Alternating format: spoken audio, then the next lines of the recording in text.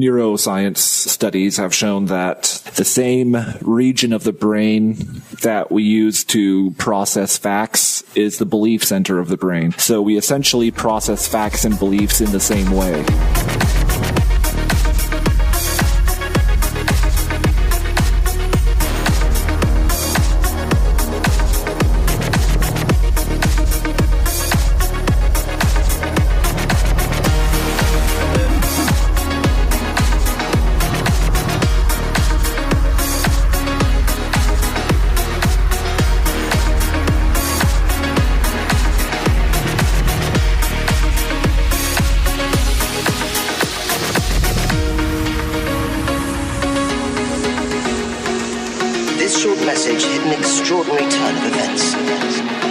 Welcome to another episode of Trolling with Logic. My name is Nathan Dickey, your host, and Cal and Kitch are with me today, and Jenna is away.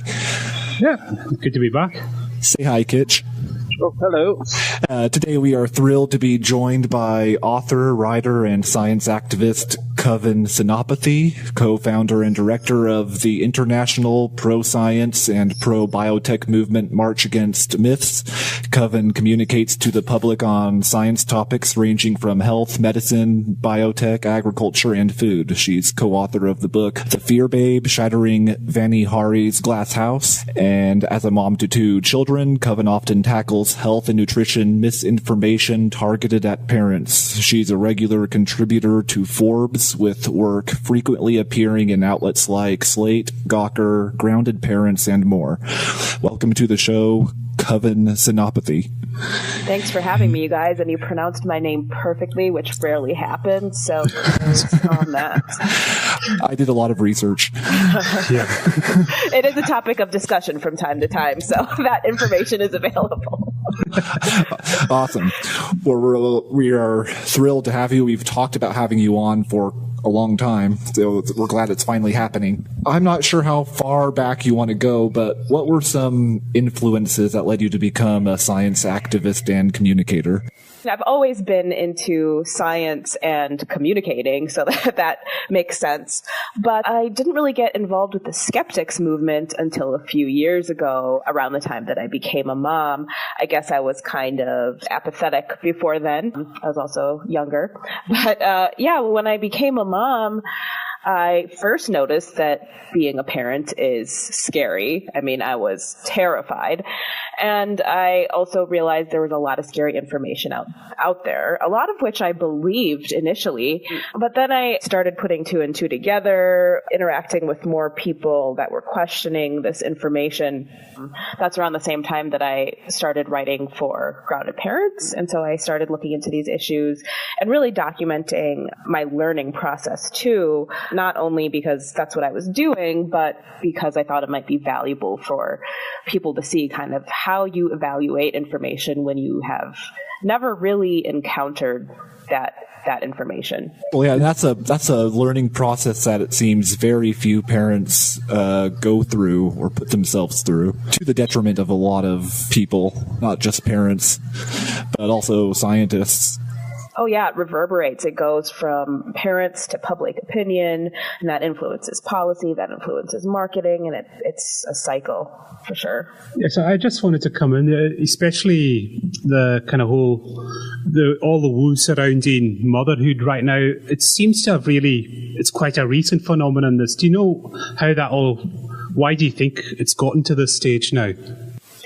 I think that it was always there, but certainly the internet helped usher this in, the internet and social media. So it's becoming a lot more pronounced.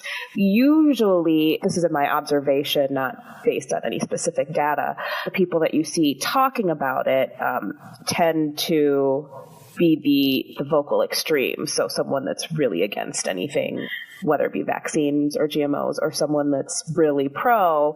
So these conversations are happening, and I definitely think that education hasn't caught up to this now, trove, just vast amount of information that is at our fingertips.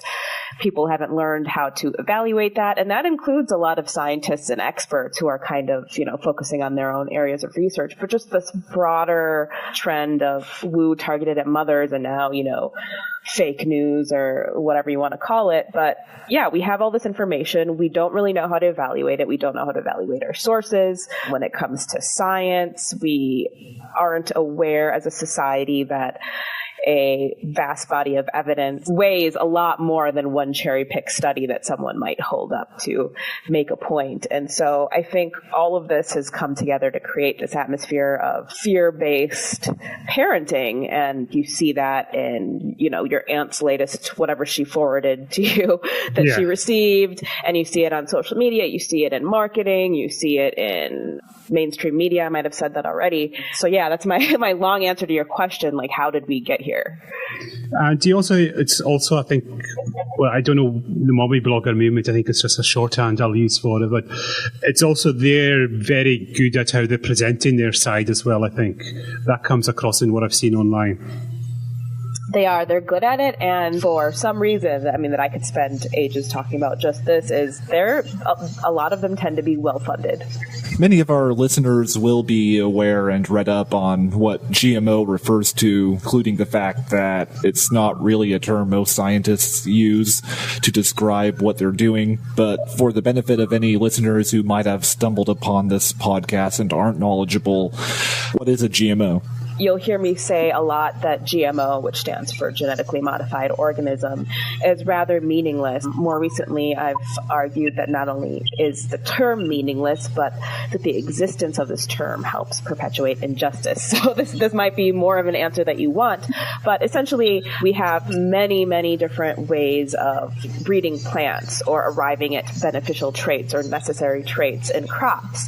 And these include things like traditional breeding, crossbreeding, mutagenesis, whether through chemicals or radiation, gene editing, transgenesis, et cetera, et cetera. And when we're talking about GMOs right now, we're referring just to transgenic organisms. So something that might have taken one or a couple genes from another species. Those species wouldn't typically mate in nature. A good example is this disease-resistant banana, or a type of banana that's grown in East Africa. This banana, Xanthomonas wilt, had been devastating these crops for a while, and this is in areas of Africa where this banana makes up about 30% of the average person's caloric intake. So this disease was devastating these crops. A lot of these farmers are subsistence farmers, and the disease-resistant, quote, GMO counterpart to that banana used a pepper gene that made this banana resistant. And so this is considered a GMO.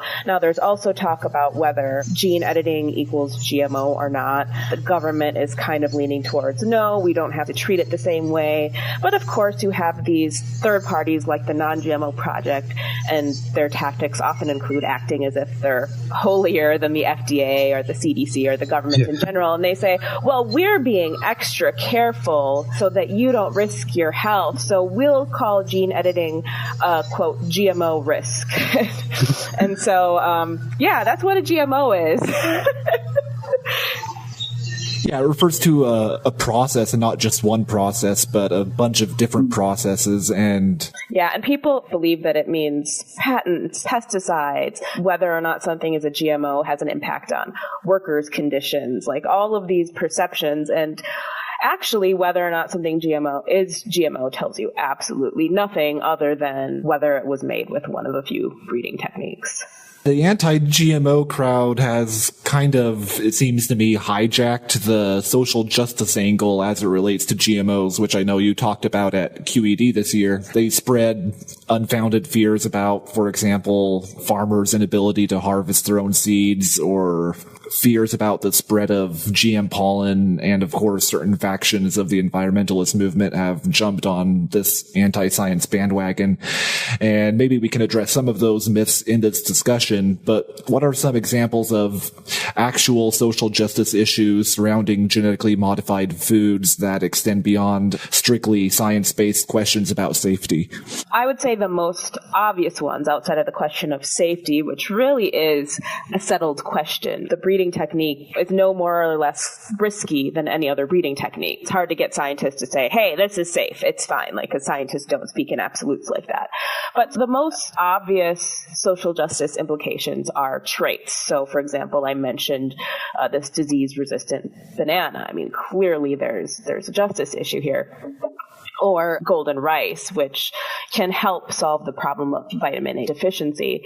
But then also you get to the less obvious reasons why GMO is a social justice issue. And that is, as I mentioned earlier, people believe, and this is not because people are stupid, it's because there are these spreaders of misinformation kind of planting this in people's heads. And I don't mean to sound paranoid, but that's what's happening, not through any like nefarious way, but through what we would call mainstream ways. But anyway, they imply that GMOs mean everything from farmer suicides in India to bad working conditions for farmers to hurting women. And I mean, all of these kind of nebulous value-based things that aren't actually based in fact. And so what happens is consumers who go out here in the US and Canada, we have the Non-GMO Project, which is always a very fitting example. People go out and buy these products and say, oh, I've chosen the Non-GMO Project verified label. And foods with this label sold about $19 billion last year. So this isn't a small thing. But believe that you can buy something with a Non-GMO Project label, pat yourself on the back and said, listen, I've done my part as a consumer. And, we all want to make responsible choices when we shop. I mean, especially in this day and age. But it allows people to ignore the real disparities and the justice issues and the real solutions, which are often complex and not as simple as just, buying a buzzword label. Yeah, it seems like the things the public most often express the most fear and worry about have nothing to do with what genetic modification is actually about. It's about everything else. Yeah, I think I would go so far as it's more about hijacking of certain words, like the words natural and organic now. Those have been kind of co-opted by, I don't know, for lack of a better word, like the anti-GMO crowd. They've really hung on to it. And like you ask most folk what natural and organic mean, and they just think better, more healthier straight away. So it's like, I think it's going to be a huge effort to kind of reclaim some of that ground. Yeah, definitely. And I have hope. I see the tide slowly turning, but it's still going to need a big push from a lot of people from a lot of angles. Yeah, so there was a study conducted in 2015, I believe, by the Pew Research Center and the American Association for the Advancement of Science that said that 88% of all scientists who are members of the AAAS agree that what's traditionally called GM foods are safe to eat, while only 37% of the public accepts that conclusion, and that this 51-point gap makes this the largest opinion difference between scientists and the public. From your perspective as a science communicator and educator, what is the public not understanding about GM foods that creates this huge gap that's even bigger than like the gap between creationists and scientists and people who accept evolution? This gap is an interesting one because it almost self-perpetuates, because you could argue that the public trusts science a lot or they don't trust science a lot. But what we see playing out is there's this distrust of the establishment and of authority. So when people say, hey, 80% or 90% of scientists agree on X, Y, and Z, and you have these distrustful people on, distrustful vocal minorities saying, hey, just because they believe this doesn't mean we have to believe it. And an interesting thing that Alison Bernstein talks about in the Science Moms movie is this misconception that scientific consensus means that you took a poll of scientists in a room, and consensus means that more than half of them raise their hands. And that's not really what it is. Yes, part of consensus is how many scientists agree with something, but it's also, as Alison says, the confluence of the evidence around a hypothesis. Now, your question is, why is there such a big gap? What aren't people getting? And it's a lot of what we already touched on. It's that genetic engineering, or what they call GMO, means a lot more than it means. GMO has become a proxy for a lot of often very justified socioeconomic anxieties that underlie an individual's or a group's opposition to a certain technology or a certain substance. And so people are worried about rising or perceived rising disease, depending on what you're looking at. Sometimes it's just a perceived rise. So they're worried about this. They're worried about their family's well-being. They're worried about maybe how they're perceived in a specific group, like your mommy group at school. Like, people care what people think about them. They're worried about corporate control of food supply, and by extension, corporate control of the political system and of the people. And so I understand these anxieties because they're not unjustified.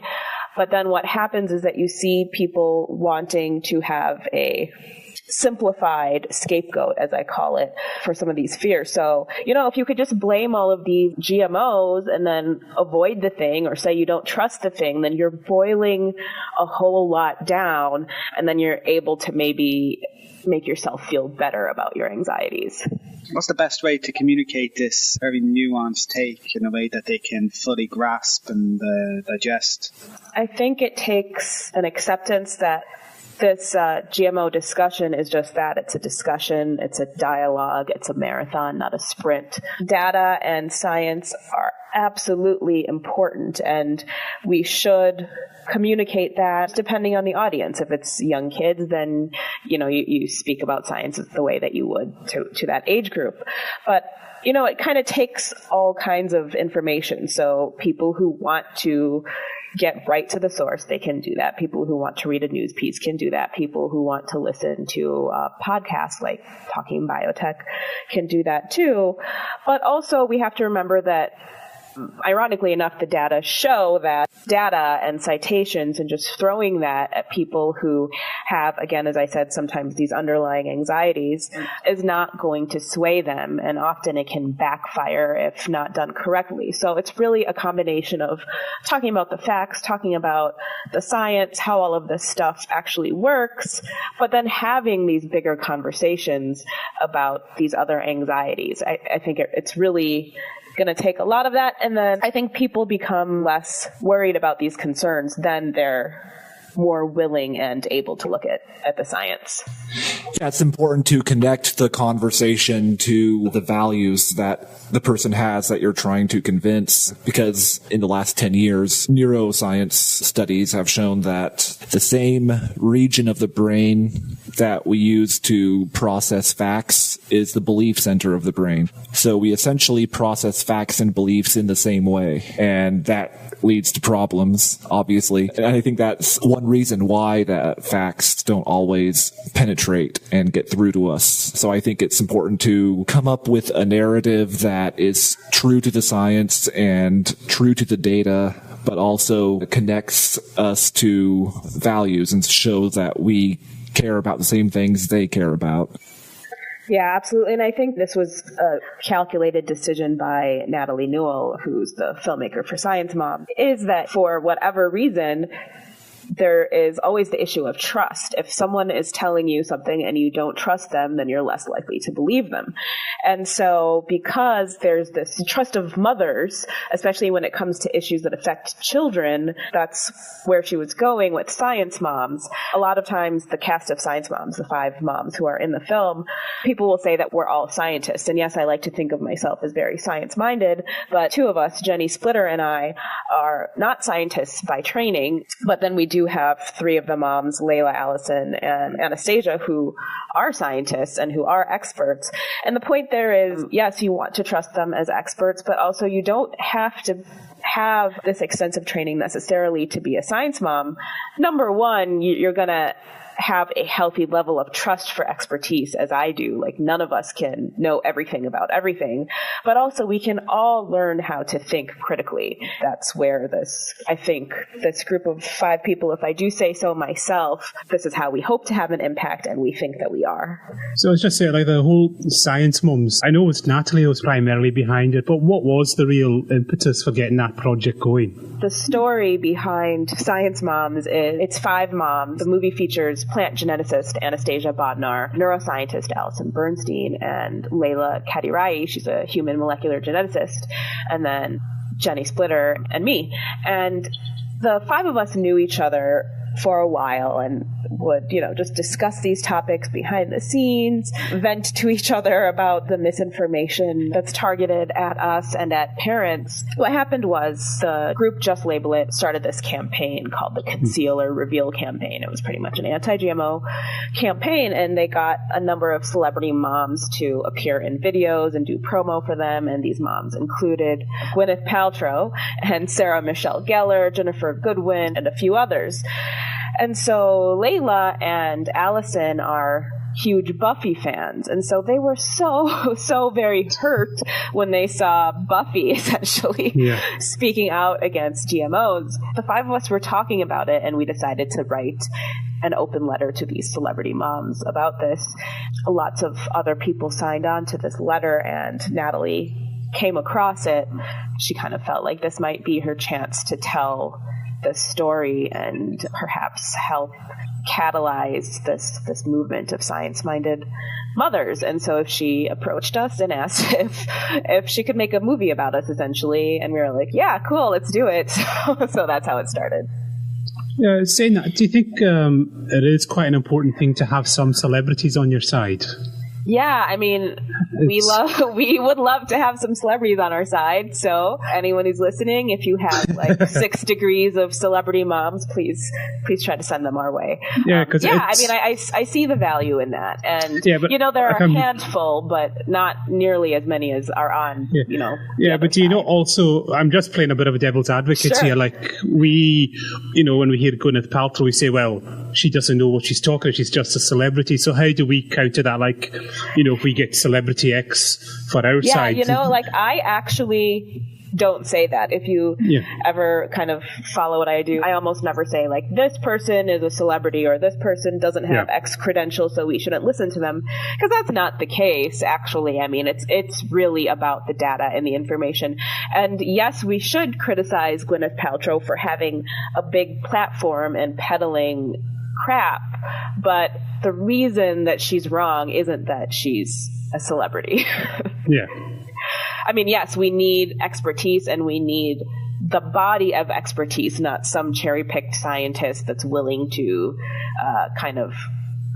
go against the grain. And I should say that, yes, there are times that the accepted mantra or establishment is wrong, and that there are whistleblowers who go out against it, and then that happens. So I'm not saying it never does. Yeah, the point I'm making, yes, is that we could use some celebrities.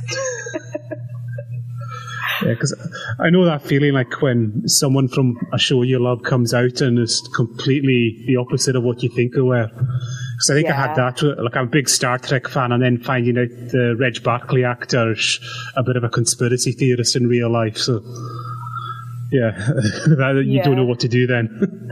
Sonequa Martin Green from now Star Trek and previously Walking Dead, I was disappointed to read actually in like the In-Flight magazine. I don't know if it was like American Airlines or something. She has a lot of cancer in her family, like a lot of cancer in her family. And I believe what the article said or implied is that she could benefit from some genetic testing, but she's choosing not to do the genetic testing because she thinks that the food you eat is really important in whether or not you get cancer. And so that's what she's choosing to focus on. And I was like, no, don't say that.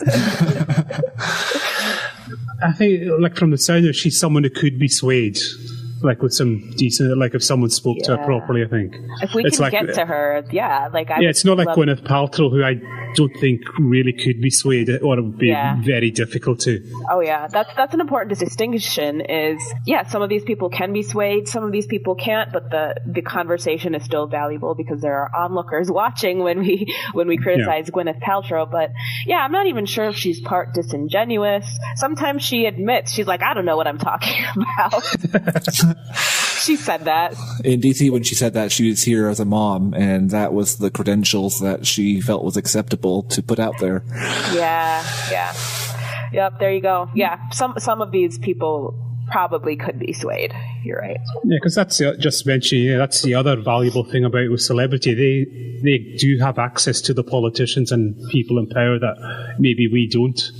Because politicians love their photo ops, and so getting celebrities on our side would be beneficial in that way.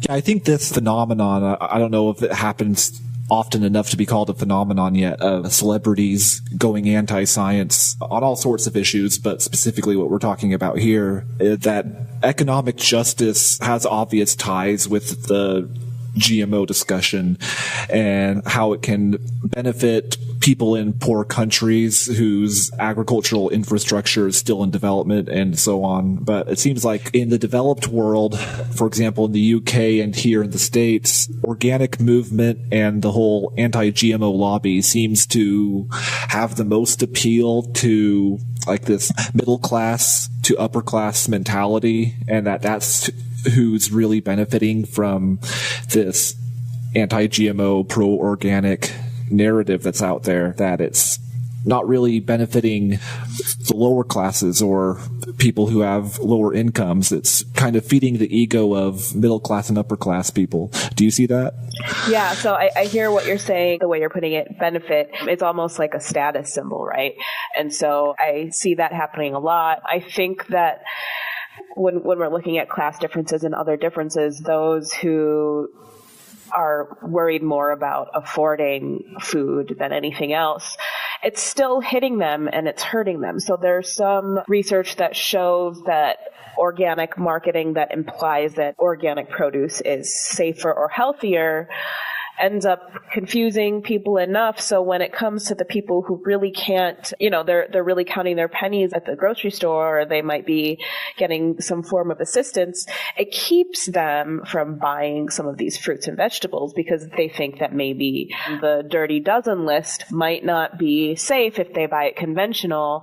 They can't really budget for or afford to buy it organic, so they just don't buy it at all. So we have that.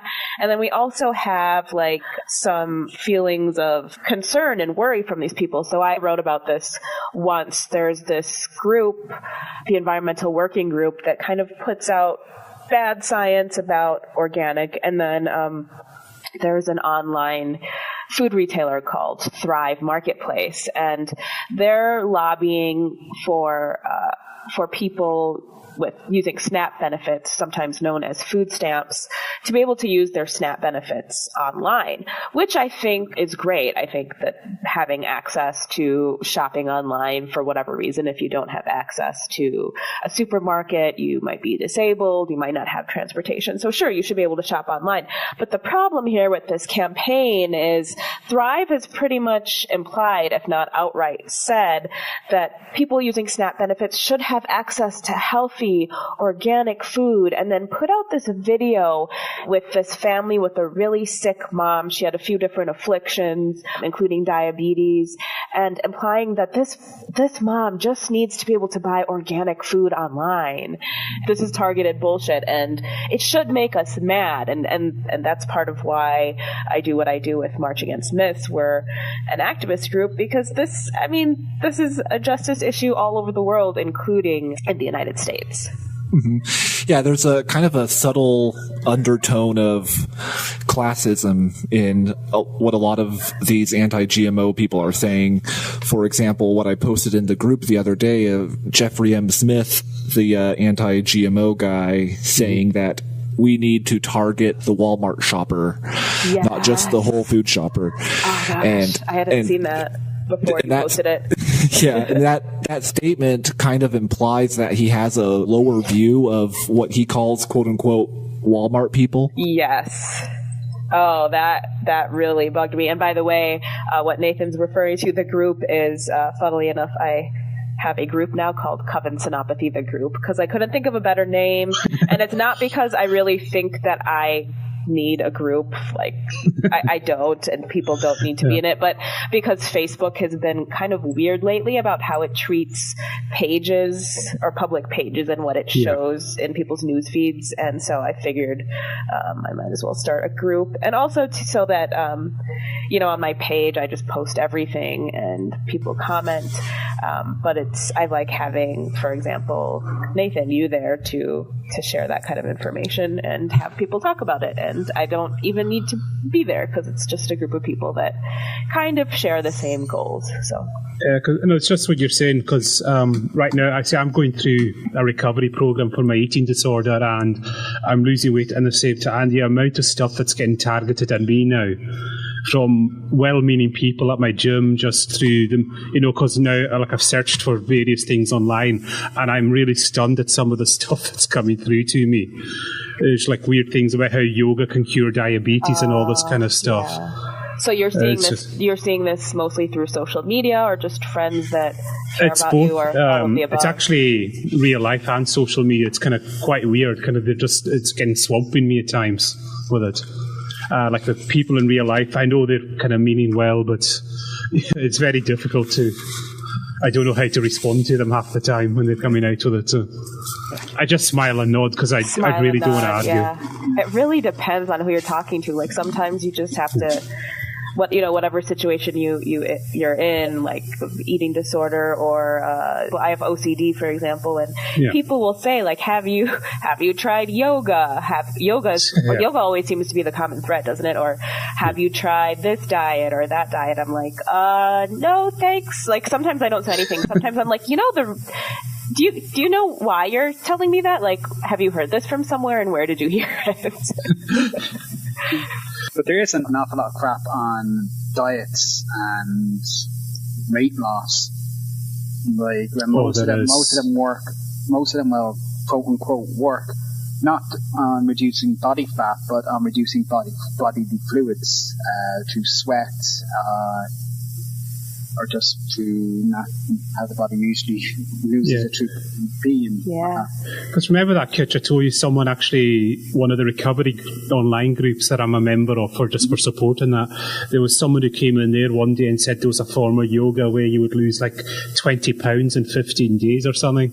I was just, that sounds so severe. I said if you did do that, though, you would have a lot of problems, I think, at the end. Yeah, that does not sound good. I mean, it does sound good to people who are desperate to lose weight, but that does not sound like a good idea. Well, it's a lot of people, like, not maybe like folk, eating disorder folk, but people are just wanting to lose weight. There's some amazing cells. They just sell like all the claims that come across. I mean, like the amount of diet books that I've been offered to, I've even had people give me some bizarre diet books, and I've got a small collection of them now in the few months I've been actually doing this. But I think one of the weirdest ones I've ever seen was on a Nostalgia Critic special, and it was basically just a silver kind of all over suit, and you didn't have to do anything apparently, but apparently you just lose weight through just having this on, which of course you'll just sweat out fluids. But they also said that what really would enhance making the suit work is exercise, and it was really exercise will help you lose weight. Revolutionary thought. That's really scary. Have you heard about this trend that was kind of more widespread, I think, a couple years ago, and it was essentially wrapping your body in plastic wrap, saran wrap. Oh yeah, I've seen that. And it can be really harmful because your skin isn't meant to be wrapped up in plastic. And I think I don't want to scare anyone, but I'm fairly certain that one person died after doing this. Yeah. Because there's actually a scene in, I think it's The Full Monty, that film, where one of the guys is trying to lose weight, and he does do that. He wraps himself and he sits out in the shed eating a bar of chocolates, which is it's part of the film. It's kind of interesting, but it also kind of makes a lot of sense that the craziest, most bizarre things that pseudoscience has to offer comes with stuff that we do in our day-to-day lives and that affects us on a daily basis, like eating and fitness and sleeping and all these things, because they affect us every day, and it's the most susceptible to people putting just claims out there that people will eat up. And that's how it's kind of different from, say, astronomical bullshit like flat earth belief or creationism. These things can be believed in with a relatively small amount of harm involved, but it's when it comes to the things we do every day and that affect us, our physical lives on a daily basis, that it becomes dangerous. Oh yeah, I mean, flat earth can be harmful in a lot of ways, but I guess we could argue that it could never be as harmful as recommending a parent to use miracle mineral solution on their child to cure them of autism. Say now, what's just some of the craziest parenting advice you've heard from the kind of crunchy movement or the mommy bloggers? Oh gosh, there was just a thread about this the other day. There's so much crazy stuff. I mean, some of the more, you could say, mainstream crazy stuff that you'll actually just hear in parenting forums includes, like, you know, you don't need to treat an eye infection with antibiotics, like a bacterial eye infection. You could just put some breast milk on it. So that's one. And then Natalie Newell, the Science Moms filmmaker, always tells the story about how her son had colic and was kind of inconsolable, and someone advised her to take him to a chiropractor to cure him of colic. And then, of course, as I mentioned, miracle mineral solution, which is crazy but also really, really infuriating and harmful, it's essentially a bleach enema that parents are told to administer to their children to cure them of autism. One that you wouldn't perceive as being so crunchy or out there, but I'll argue time and again that it is the advice that I received and millions of mothers receive, and that is, in the first few days of the baby's life especially, that if they seem really hungry and they're crying inconsolably, just keep breastfeeding them, because whatever you have for milk will be enough. And that is not the case, especially for first-time moms. So I could keep going. Oh yeah, this stuff is endless. There was just one that I saw of, there's like a new trend, women giving birth in streams. Oh yeah. I saw that video. Yeah. I think I posted about it. I forgot what the headline was, but yeah, that was something. That was kind of I thought it was a stunt. I'm sure she got a lot of attention for it. Who knows? Maybe she's now going to offer classes on stream birthing. Yeah. It's lucrative. Yeah, bullshit sells really well. Yeah, it's one thing you're kind of touching off, you mentioned with breastfeeding, and I've seen this like on breast, is the sort of the shaming and guilting thing that they use. They're kind of very heavy on that. Would you go along with that? Oh yeah, and I mean, that comes, I think there's a twofold problem when it comes to this breast is best ideology. Basically, this idea that breast milk is vastly better than formula. Formula can cause harm. You know, if you don't breastfeed your baby, you should be judged or condemned or feel bad about it. And that totally happens. What's happening here is twofold.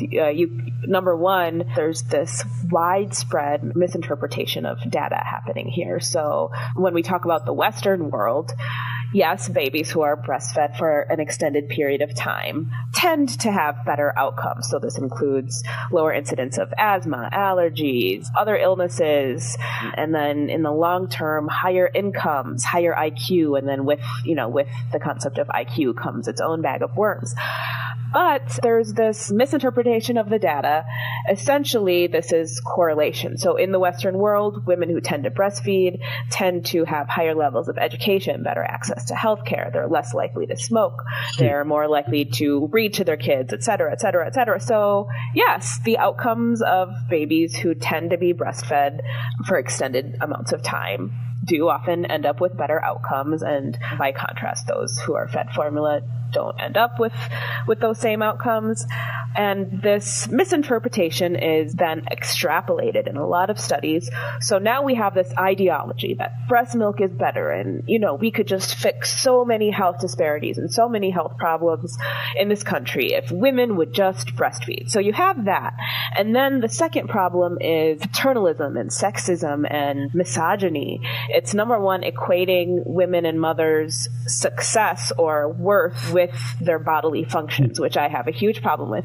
And then also telling them that, they just need to try harder, or if the baby isn't getting enough milk, then that's just in your head. You need to try something different. And also this idea that women need an excuse to not breastfeed, as in I tried really hard, but it wasn't working, or it was painful. And really what's happening here is a lack of informed choice. You need to weigh the costs and benefits for yourself. And if you want to breastfeed and only breastfeed and that works out for you, that's great. But if you've been told that breastfeeding is way better and that you're going to be judged for not doing it, then that's not an informed choice. And then I'll also add that a lot of the recommendations from the World Health Organization, for example, on how long we need to breastfeed is based on what's happening in the developed world, where there's this problem of lack of access to clean water and sanitary conditions in which to prepare formula. So yes, there has been predatory marketing by formula companies, and that can simultaneously be true along with the fact that when all things are equal, when everybody has access to clean water, then breast is best may be vastly overblown. Very well put. Yeah, this natural breastfeeding, breast is best, breast is only movement sounds very similar in spirit to the natural childbirth movement that I've been reading up on a little bit from Amy Tudor's book, Pushback, Guilt in the Age of Natural Parenting.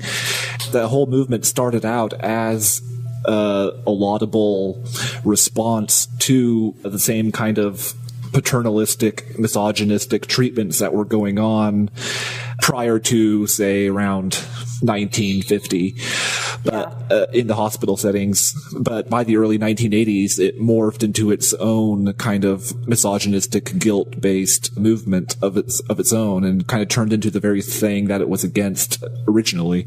Yeah, I mean, and I'm a feminist, whether or not that's a controversial statement. I'll say every time that a lot of this natural parenting stuff is, like you said, rooted in some real problems that happened a while ago, and it's just feminism gone awry. Like the pendulum is swung way too far in the opposite direction.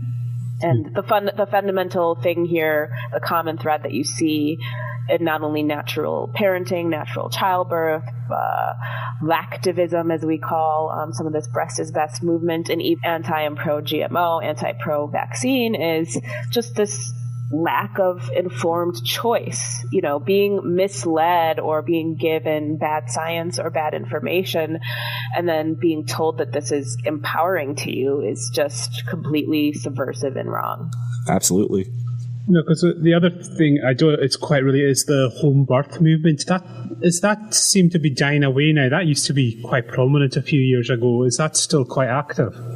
I'm not aware of the recent data on how prevalent it is. I'm not sure if it's dying away. I still see it every now and then. I mean, I personally know people who have home birthed for whatever reason, so I can only speak to that. I can't speak to the trend. I think, in my opinion, it could be okay to give birth at home if you want to. I can't wrap my head around why you would, but as long as you know what you're getting yourself into and you're considered low risk, which to me is silly because I would consider low risk as, a 28-year-old woman giving birth for the first time can be. And then it turned out that if I had given birth at home that time, my baby probably wouldn't have made it. So I prefer to, give birth to my kids at the hospital, although I'm done. I'm only having 2. But if I were to do it again, I would do it in the hospital again.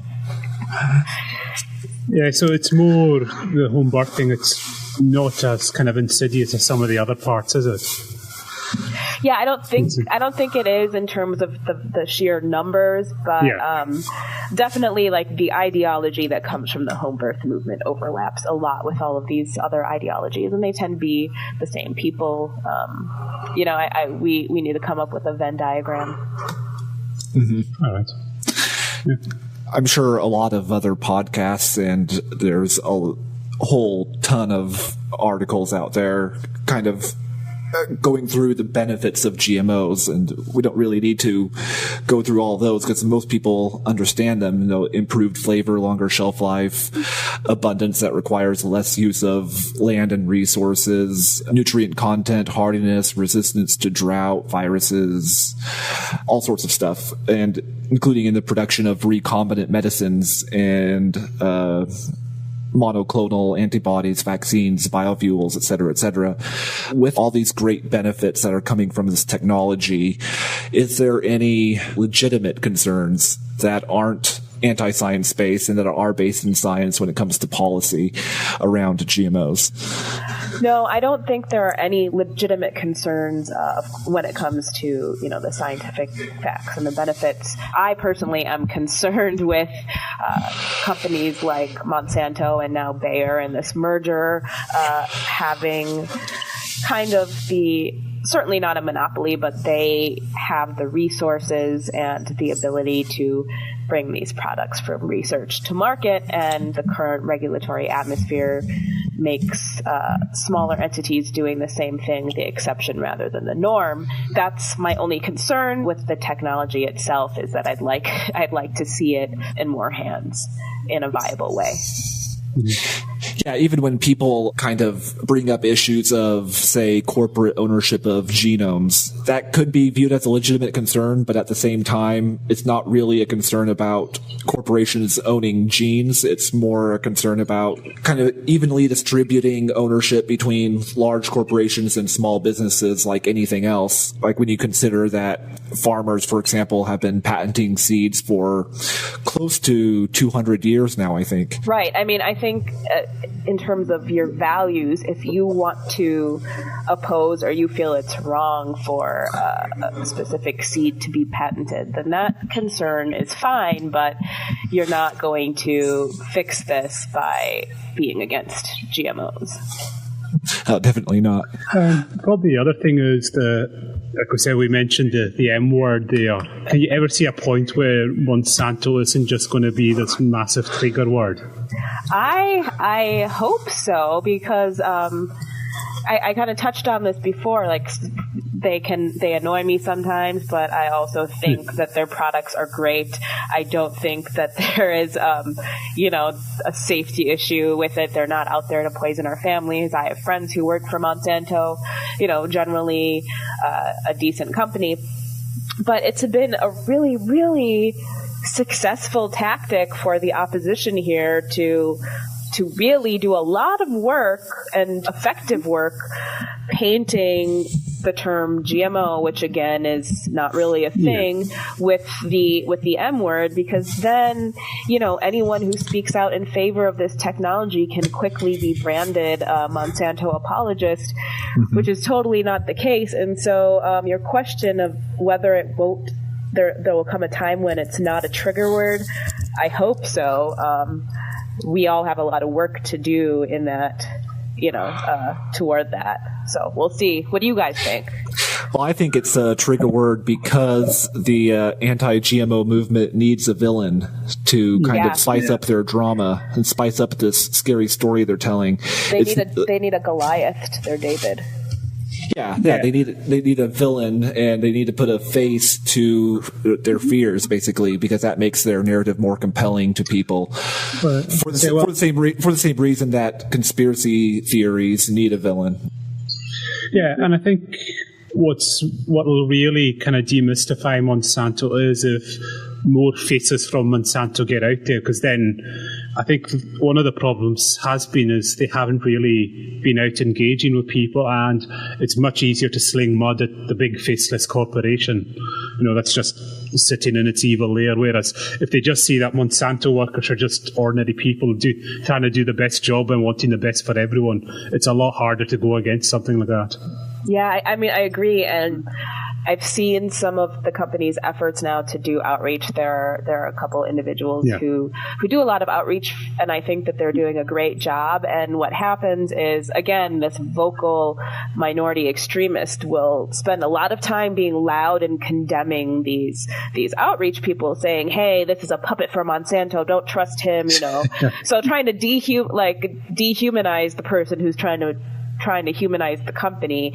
I think it's just really important to remember that this is what's going to happen. We just have to keep pushing. Yeah, but it's definitely it's interesting with the GMOs that Monsanto is the big one, but when you go to the likes of the anti-vaccine movement, you don't really have that main villain as such. You maybe have a couple of ones like Pfizer or there's something Eli Lilly, maybe, I don't know. Like, you don't have that big hatred towards those companies as Monsanto gets from the anti-GMO crowd. I'd like to think that this may get better. I'm an optimist, but I don't know if I can't see it really getting any better anytime soon. But we definitely need to have more people out there just kind of putting the data forward. Even without working towards Monsanto not being a trigger word, if we can work in terms of policy and communication to reframe genetic engineering as something outside of Monsanto, that's another tactic that we see a lot of people working on, and I think it's important.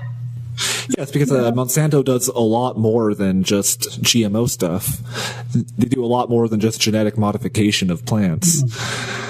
Yeah, they've got their crack squad of commandos to sue everyone. No, I'm sure they do. Their stealth ninjas that come out with ready to throw. Yeah, well, you've got to throw that in there. Yeah, but it's more than just GMO seeds. There's a whole heap of things. It's just that's actually quite a small part of the business. But I was just going to ask you, Kurt, because I know you're working in sort of pharmaceutical private area. Have you received any flack for that at all, or? No, not really. I haven't. Or are you aware that the company's ever had any issues with that you're working with? No, I haven't. I don't think it's more of a diagnostic company, so it's one of these companies that just kind of produce the things that detect it, that's used in hospitals to see if you suffer from cancer or microbial infection or whatever. So I don't think there's really much flack for those kind of companies. They're not really a pharmaceutical producing company. Yeah. So it is a big company as well. It is worldwide, but not that I've heard of. But I've only been here for maybe a month.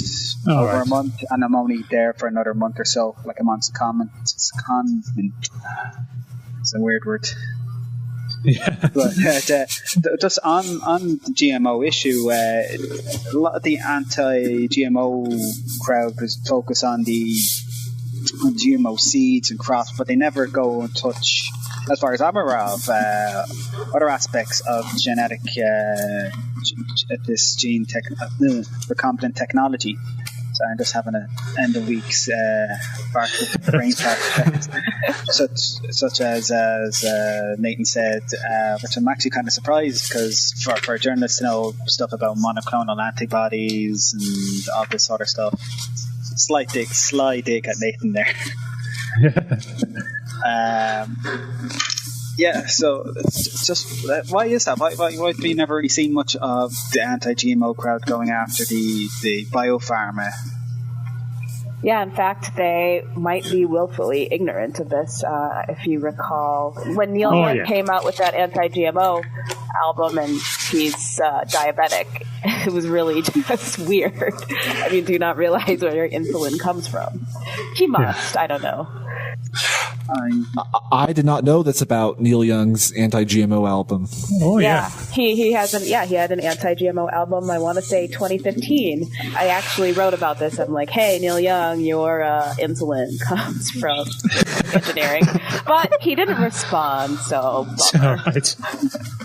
Then you have drugs out there like Lipitor. Is another one that I know of, just off the top of my head. And I definitely think this will probably come more into the fray when you start getting crops that are producing vaccines. I know there's research to try to produce vaccines using tomatoes, if I remember that right. Sorry, I've just lost in my notes here. Well, that will be quite a target for these guys, but I mean, to be expected. Yeah, but to go with what you're saying, Kitch, I think it's just now you've got the arguments they have, they're very easy to put across. I mean, just mention Monsanto, farmers getting sued, Indian farmer suits. Like I said, things are just easily digest. You can bullet point that to someone, and your average person on the street, they'd be quite convinced by just those bullet points alone. You can come up with the bullet points that the anti-GMO crowd uses and come up with a story, and that's exactly what somebody did when they made Consumed. They came up with a story that had all the strong points, all the bullet points that the anti-GMO lobby uses, and they turned it into a story. They basically took all the fears that are kind of driven into this narrative and made a movie that kind of recapitulates everything that all these people are afraid of in a dramatic way. That could be looked at one way as a person's descent into madness. Yes, and I think this... should I watch this movie, you guys? Would I get really mad? Or is it worth? Have you not seen it? I haven't seen it. I didn't want to quite put myself through it, but maybe I should. I think it's worth watching. Yeah. Maybe for GMO goons. Yeah. Okay. Yeah. I might. I've been hearing about it again recently. If you know everything that's wrong about it, then it's a very funny movie to watch. We've been talking kind of about having an easy villain to point to. And I think that's what, for example, the chemtrail movement is missing out on, because in my area of Southern Oregon, chemtrail fear is really big. Like, it's a really big thing that people are really into talking about. They have conventions here about chemtrails. Wow. And they have like parades and rallies to protest the chemtrails. Protest the chemtrails. Yeah. They're trying to raise awareness of this thing that they think is going on, but they're a small group, but they're very vocal, but they can't really get up a following very well because they don't have anything solid to point to as to who's doing the chemtrailing. It's just this shadowy government that nobody really knows anything about. And so I think that's the difference between them. I think that's why the anti-GMO group has been a lot more successful in kind of making an impact on popular culture than, say, the chemtrailers have. Yeah, I guess all they have is just like, look, they're spraying stuff in the sky with the capital T. Is that it? I don't know what else they have. Yeah, that's pretty much it. But then again, in the movie Consumed, there is a plot element involving the government spraying GMOs from planes. So, whoa. Okay. I think I might have to watch this with a friend. I can't do it alone. I need someone to scream at. I've watched it, and I think it's just my tolerance because I've seen much worse than it. The worst anti-GMO one I saw was Seed. That really angered me quite a lot. The direction they went in that. Because that was Vanda Shiva. Yes. And halfway through, it's fine because it shows all these hippie folk going on about how amazing seeds are and how they collect seeds. And then it goes right into the Indian farmer suicides, and it got really horribly exploitative at that point. Yeah. Really exploiting these poor people and what they're going through and all that. I know that a lot of guys at Monsanto get very upset when that subject comes up. And rightfully so. Yeah. Kavin, where can people find you if they want to follow your work? Yeah, so pretty much just Google my name. I'm everywhere, but actually I'm on Twitter at Senapathy. My public Facebook page is Kavin Senapathy. It's got the blue check mark. The other one is just my personal profile, which is boring. And yeah, I mean, chat with me. I'm pretty interactive on social media. Cool. And any parting words of wisdom that you want to leave our listeners? Yes. The takeaway is that you should watch the Science Moms movie. I should also give a shout out to ScienceMoms.com. And what we're trying to do here is to just shift the parenting narrative away from fear to facts. I just want to say that however modest Natalie and all the rest of you are with the success of this movie, I personally put this movie right up on a par with, say, Food Evolution. That was narrated by Neil deGrasse Tyson in terms of production quality and in terms of just that we need as much of this kind of material out there as possible to counter all the bullshit. So congratulations on being part of what I consider to be an excellent movie. Thank you.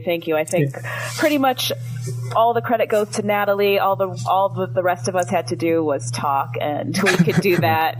We just do that anyway. So. Yeah. And I think, Nathan, we are planning to do a review of it ourselves at some point. Okay.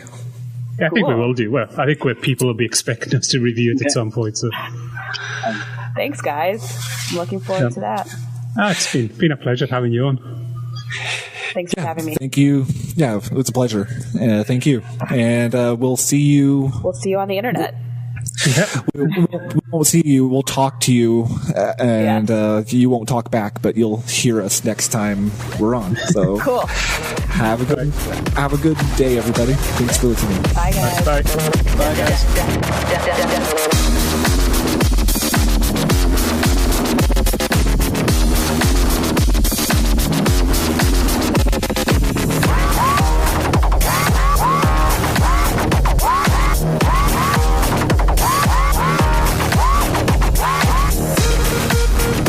Thank you for listening to Trolling with Logic. If you enjoyed what you heard, please consider subscribing and telling others about us.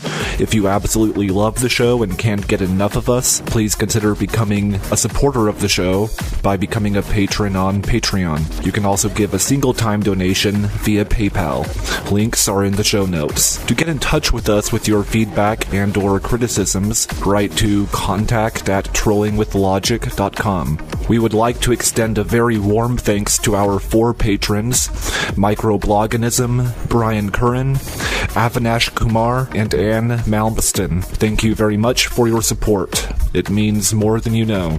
Our audio was edited by Christopher Hulse of C. Hulse Audio, and the music is Departure by Capuchin, used under license.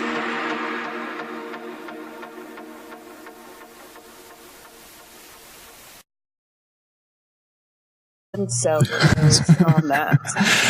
I did a lot of research. It is a topic of discussion from time to time, so that information is available. Awesome. We are thrilled to have you. We've talked about having you on for a long time, so we're glad it's finally happening. I'm not sure how far back you want to go, but what were some influences that led you to become a science activist and communicator? I've always been into science and communicating, so that makes sense. But I didn't really get involved with the skeptics movement until a few years ago, around the time that I became a mom. I guess I was kind of apathetic before then. I was also younger. But when I became a mom, I first noticed that being a parent is scary. I mean, I was terrified. And I also realized there was a lot of scary information out there, a lot of which I believed initially. But then I started putting 2 and 2 together, interacting with more people that were questioning this information.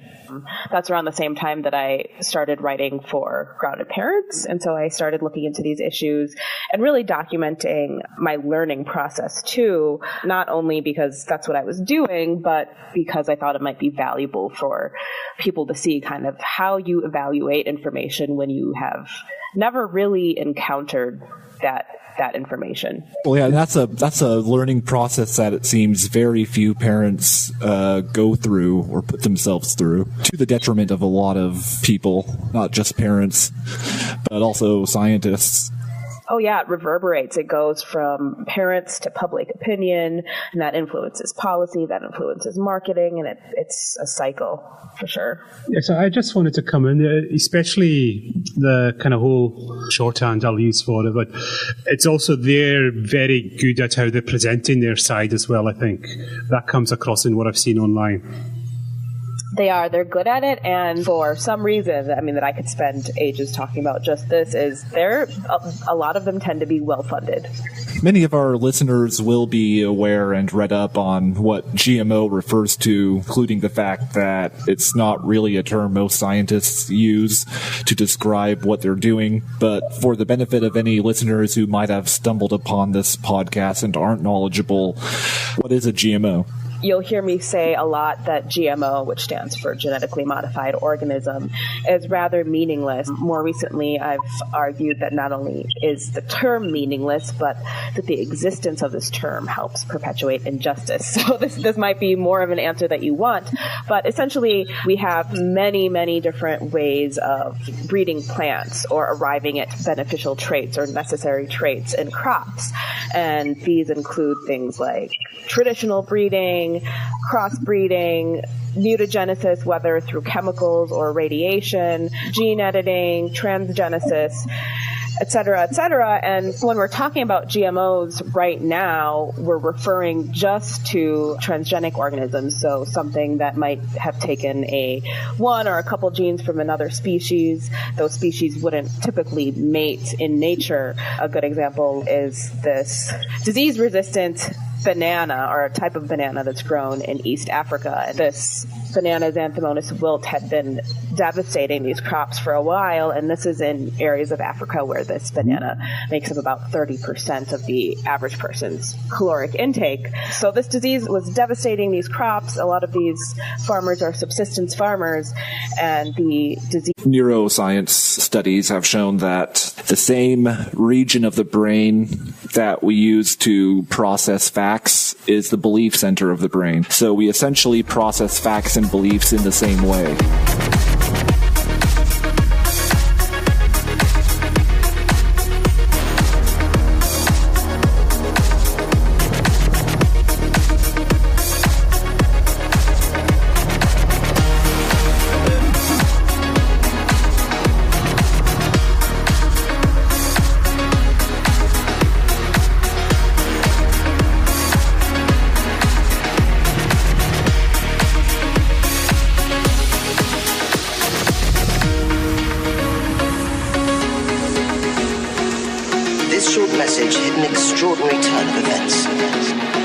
Welcome to another episode of Trolling with Logic. My name is Nathan Dickey, your host, and Cal and Kitch are with me today, and Jenna is away.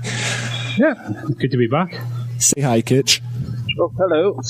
Today we are thrilled to be joined by author, writer, and science activist Kavin Senapathy, co-founder and director of the international pro-science and pro-biotech movement March Against Myths. Kavin communicates to the public on science topics ranging from health, medicine, biotech, agriculture, and food. She's co-author of the book The Fear Babe, Shattering Vani Hari's Glass House. And as a mom to 2 children, Kavin often tackles health and nutrition misinformation targeted at parents. She's a regular contributor to Forbes, with work frequently appearing in outlets like Slate, Gawker, Grounded Parents, and more. Welcome to the show, Kavin Senapathy. Thanks for having me, you guys, and you pronounced my name perfectly, which rarely happens. These resistant, quote, GMO counterpart to that banana used a pepper gene that made this banana resistant. And so this is considered a GMO. Now, there's also talk about whether gene editing equals GMO or not. The government is kind of leaning towards, no, we don't have to treat it the same way. But of course, you have these third parties like the Non-GMO Project, and their tactics often include acting as if they're holier than the FDA or the CDC or the government in general. And they say, well, we're being extra careful so that you don't risk your health. So we'll call gene editing, quote, GMO risk. And so, that's what a GMO is. Yeah, it refers to a process, and not just one process, but a bunch of different processes. And people believe that it means patents, pesticides, whether or not something is a GMO has an impact on workers' conditions, like all of these perceptions. And actually, whether or not something is GMO tells you absolutely nothing other than whether it was made with one of a few breeding techniques.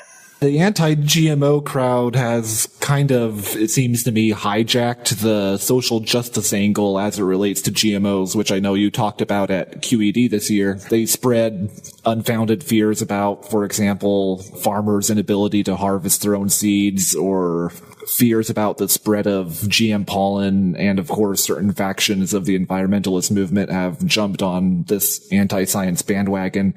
And maybe we can address some of those myths in this discussion, but what are some examples of actual social justice issues surrounding genetically modified foods that extend beyond strictly science-based questions about safety? I would say the most obvious ones outside of the question of safety, which really is a settled question, the breeding. All the woo surrounding motherhood right now, it seems to have it's quite a recent phenomenon. Do you know why do you think it's gotten to this stage now? I think that it was always there, but certainly the internet helped usher this in, the internet and social media. So it's becoming a lot more pronounced. Usually, this is in my observation, not based on any specific data, the people that you see talking about it tend to be the vocal extreme. So someone that's really against anything, whether it be vaccines or GMOs, or someone that's really pro. So these conversations are happening, and I definitely think that education hasn't caught up to this now, vast amount of information that is at our fingertips. People haven't learned how to evaluate that. And that includes a lot of scientists and experts who are kind of, focusing on their own areas of research. But just this broader trend of woo targeted at mothers, and now, fake news or whatever you want to call it. But yeah, we have all this information. We don't really know how to evaluate it. We don't know how to evaluate our sources. When it comes to science, we aren't aware as a society that a vast body of evidence weighs a lot more than one cherry-picked study that someone might hold up to make a point. And so I think all of this has come together to create this atmosphere of fear-based parenting. And you see that in, your aunt's latest, whatever she forwarded to you that she received. And you see it on social media. You see it in marketing. You see it in mainstream media. I might have said that already. So yeah, that's my long answer to your question. Like, how did we get here? I think, I don't know, the mommy blogger movement, I think it's just a